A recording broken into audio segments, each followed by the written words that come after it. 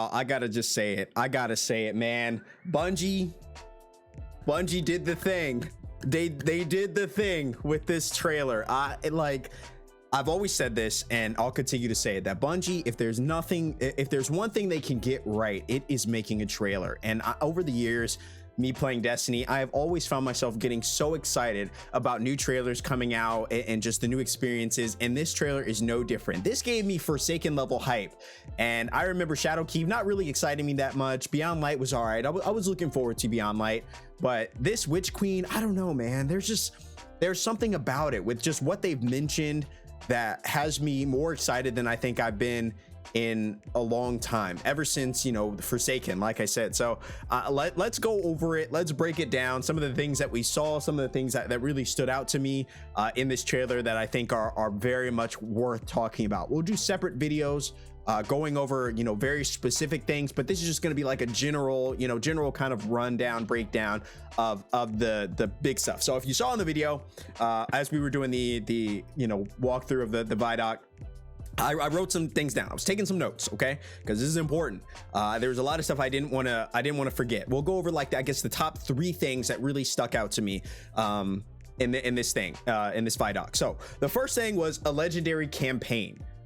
A legendary campaign. Now I'm going to try to find it really quick. Let's see if we can find it right here, because this was pretty cool. This was pretty cool. This is something that the community has been asking for a long time.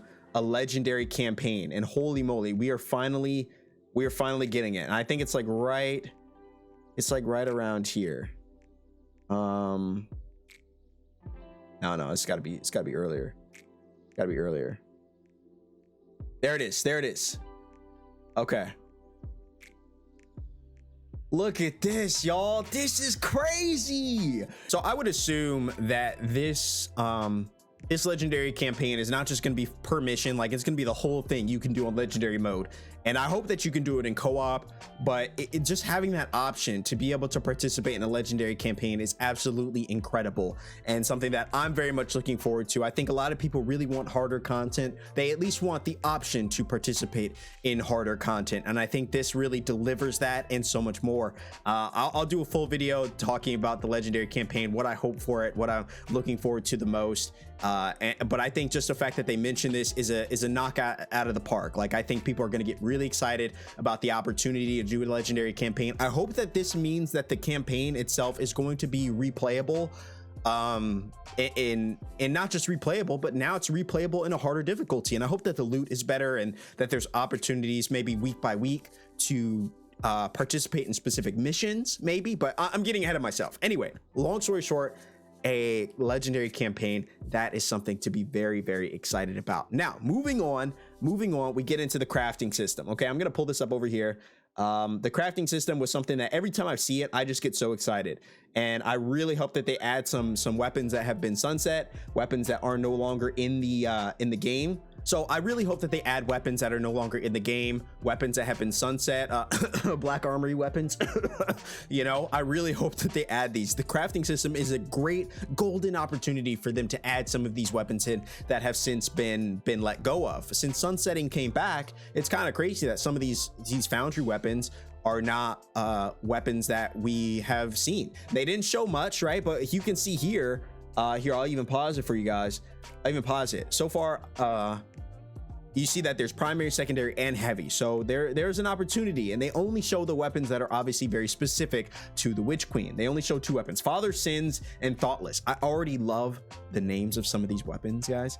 I love the names of some of these weapons. Absolutely insane. But there's glaives, grenade launchers, shotguns, you know, all the stuff that we've come to know. But obviously this is for, you know, showcasing and highlighting purposes, but I wouldn't be surprised if we go in on launch day and we see in the primary section, we see Ringing Nail and we see Kindled Orchid in some of these slots. Like that would be exciting. That's something I'm looking forward to, and I'm crossing my fingers. That is the one thing that I would love to see in the Witch Queen with this crafting system.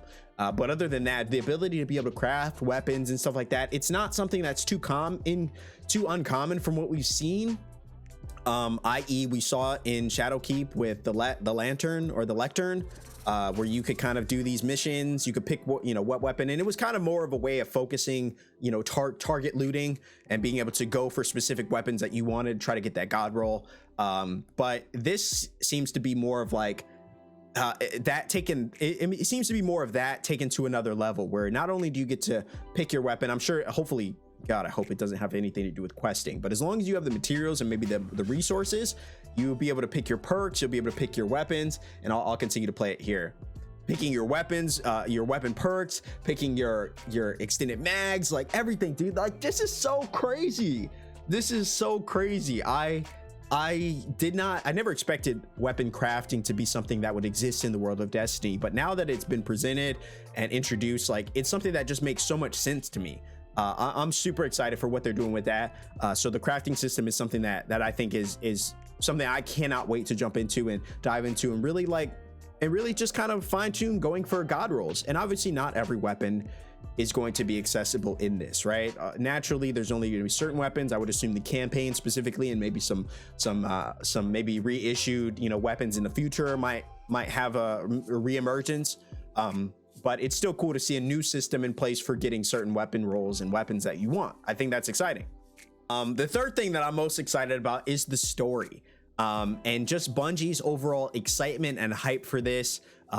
It feels like they're at a place where they're very excited about their own project and to get it out there. And like I said, this isn't something that I've seen in the last couple of expansions. Like, I think, Bungie's always excited. They're always proud of their work, but there's something special about this season where it feels like this is the one that we're going to be looking at that might be on the level of, the Taken King, that might be on the level of Forsaken for me, in terms of, like, we got some stuff planned in this expansion. And then plus the acquisition of Bungie by Sony just gives you reason to be even more hyped, because now it feels like they potentially have the capital to do some of this stuff that they weren't previously able to do. And like I said, just a lot of reasons to be excited. Like, there was a tweet that they put out maybe last year where everybody had gotten out of a meeting and they were tweeting all Bungie, and it got me thinking. Like, I was like, oh, what does that mean? What are they referring to?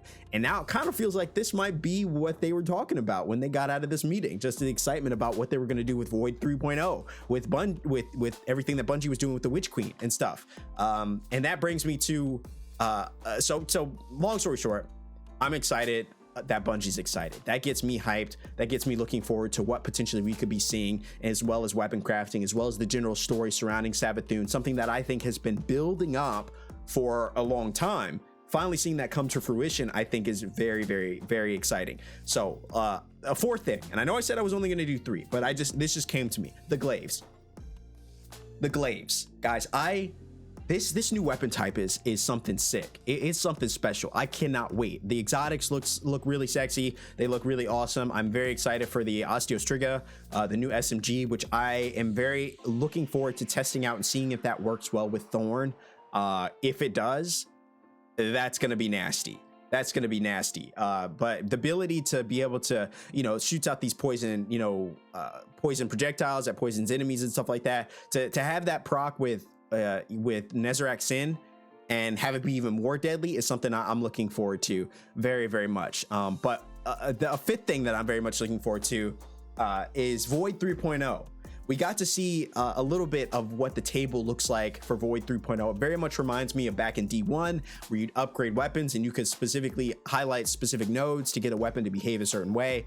I like seeing that in the subclasses, and we saw that a little bit. We got a taste of it last year with the Beyond Light, and seeing how certain weapons could or certain subclasses could be changed and altered a little bit. You could get aspects and fragments and stuff like that, but it seems like they're taking that to a whole new level with Void 3.0. The nodes that I saw were giving me ideas of builds that you could potentially do with classes that you couldn't do them with before.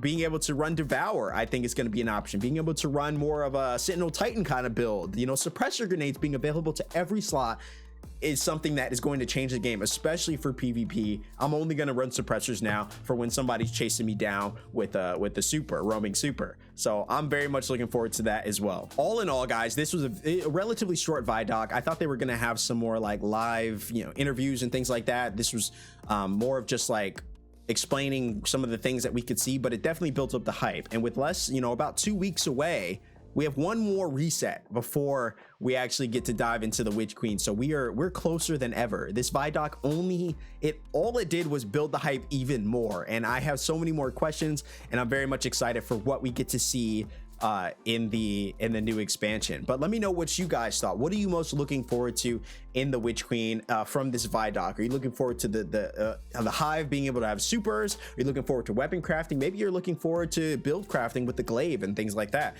Let me know down in the comment section below. I will very much be looking forward to your comments. And thank you guys so much for hanging out, watching the reaction with me, and just generally just getting hype. I'm very much looking forward to this game. If you want to catch me playing it live, hit me up on twitch.tv/thatguy. I will be playing this.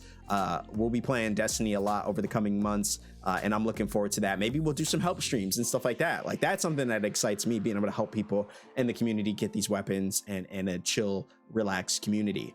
But yeah, that's all for me, guys. Thank you so much for watching. Don't forget to drop a like on this video if you enjoy. Let me know down in the comments below what you're looking forward to. And until then, I hope you're safe. I hope you're doing well, and I'll see you in the next one. Cheers.